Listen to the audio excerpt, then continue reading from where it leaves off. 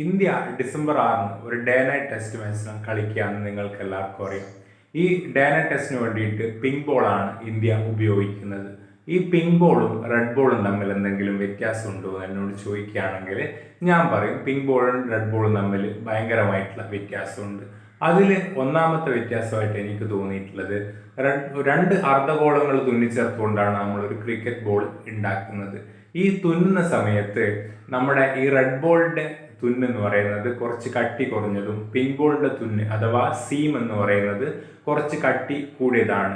ഇനി ക്രിക്കറ്റ് ടേമിൽ പറയുകയാണെങ്കിൽ റെഡ് ബോളിന്റെ സീം എന്ന് പറയുന്നത് ലെസ് പ്രൊനൗൺസ്ഡും പിങ്ക് ബോളിന്റെ സീം എന്ന് പറയുന്നത് ഹൈലി പ്രൊനൗൺസ്ഡും ആണ്. പിങ്ക് ബോളിൻ്റെത് ഒരു ഹൈലി പ്രൊനൗൺസ്ഡ് ആയിട്ടുള്ള സീം ആയതുകൊണ്ട് തന്നെ ആ പന്തുകൾ കൂടുതൽ നേരം സ്വിങ് ചെയ്യാനുള്ള സാധ്യത ഉണ്ട്.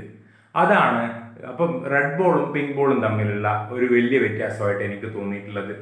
റെഡ് ബോള് കുറച്ചു കാലത്തേക്കാണ് സ്വിങ് ചെയ്യുന്നതെങ്കിൽ അതിനേക്കാൾ കൂടുതൽ പിങ്ക് ബോളിന്റെയും റെഡ് ബോളിന്റെയും രണ്ടാമത്തെ വ്യത്യാസം എന്താണെന്ന് വെച്ച് കഴിഞ്ഞാൽ ഞാൻ പറഞ്ഞിട്ടുണ്ട്, പിങ്ക് ബോളിൽ നമ്മൾ ഒരു എക്സ്ട്രാ ബിറ്റ് ഓഫ് ലാക്കർ അധികമായിട്ട് ഉപയോഗിക്കും. അതായത് പിങ്ക് ബോൾ പോളിഷ് ചെയ്യുന്ന സമയത്ത് നമ്മൾ റെഡ് ബോൾ അടിക്കുന്നതിനേക്കാളും കൂടുതലായിട്ട് ഒരു എക്സ്ട്രാ ലെയർ ഓഫ് പെയിന്റ് നമ്മൾ അടിക്കും. ഈ എക്സ്ട്രാ ലെയർ ഓഫ് പെയിന്റ് എന്തിനാ അടിക്കുന്നതെന്ന് വെച്ച് കഴിഞ്ഞാൽ നമ്മൾ പിങ്ക് ബോൾ പെട്ടെന്ന് ചീത്തയാവാനുള്ള സാധ്യതയുണ്ട്. ചീത്തയാവുക എന്ന് പറഞ്ഞു കഴിഞ്ഞാൽ ഒരു 20-25 ഓവറുകൾ കഴിഞ്ഞാൽ സ്വാഭാവികമായിട്ടും പിങ്ക് ബോളിന്റെ സീം നമുക്ക് കാണാത്ത അവസ്ഥയാവും, സീം വിസിബിൾ ആവാത്ത അവസ്ഥ ഉണ്ടായിരിക്കും. ആ അവസ്ഥ ഒന്ന് പ്രിവെന്റ് ചെയ്യാൻ വേണ്ടിയിട്ടാണ് ഇങ്ങനെ ഒരു എക്സ്ട്രാ ബിറ്റ് ഓഫ് ലാക്കർ നമ്മൾ പിങ്ക് ബോളിന് കൊടുക്കുന്നത്, അഥവാ പെയിന്റ് ഒരു എക്സ്ട്രാ കോട്ട് അധികം അടിക്കുന്നത് അല്ലെങ്കിൽ എക്സ്ട്രാ ലെയർ അധികം അടിക്കുന്നത് നമുക്ക് പറയേണ്ടി വരും.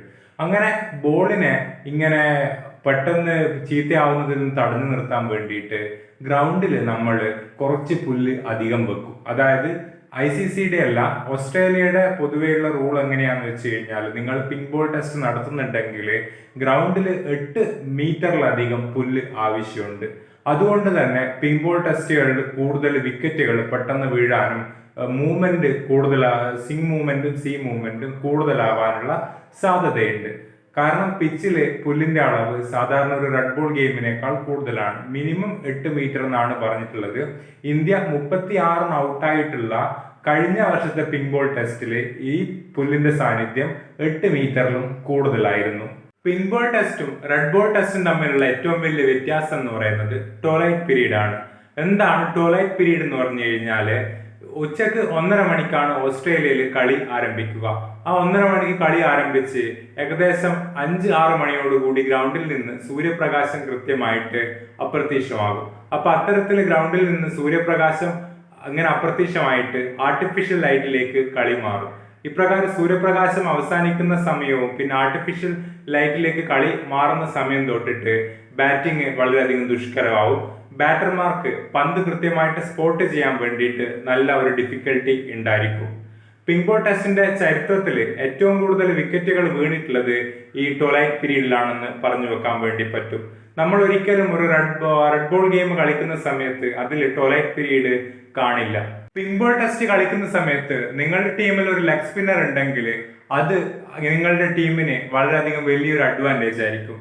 കാരണം എന്താന്ന് ചോദിച്ചു കഴിഞ്ഞാല് പിങ്ക് ബോളില് നിങ്ങൾക്ക് ലെഗ് സ്പിന്നറിന്റെ വേരിയേഷൻസ് കൃത്യമായിട്ട് പിക്ക് ചെയ്യാൻ വേണ്ടിയിട്ട് ബുദ്ധിമുട്ടാവും. കാരണം നമ്മൾ വേരിയേഷൻ പിക്ക് ചെയ്യുന്ന സമയത്ത് നമ്മൾ ആദ്യം നോക്കുന്നത് ബോളിന്റെ സീമാണ്.